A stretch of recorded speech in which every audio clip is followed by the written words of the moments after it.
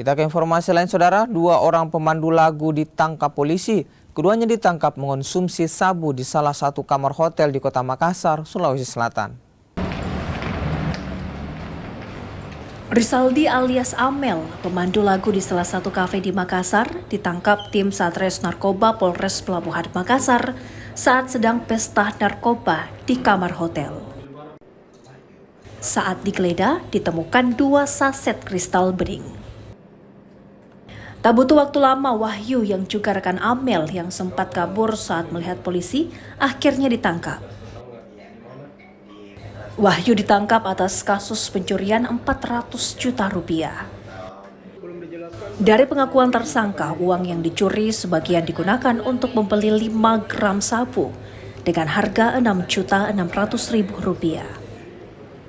Mayoritas tersangka menggunakan modus penjualan terputus, yakni peredaran narkotika dilakukan tanpa melalui perantara.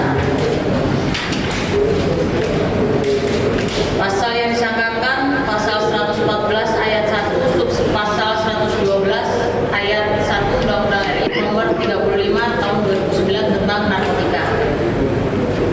Pidana penjara minimal 6 tahun dan maksimal 20 tahun atau seumur hidup dan atau pidana mati tergantung dari perannya. Pelaku dikenakan pasal 112 KUHP dengan ancaman 4 tahun atau maksimal 12 tahun penjara. Rama Pratama, Kompas TV Makassar, Sulawesi Selatan.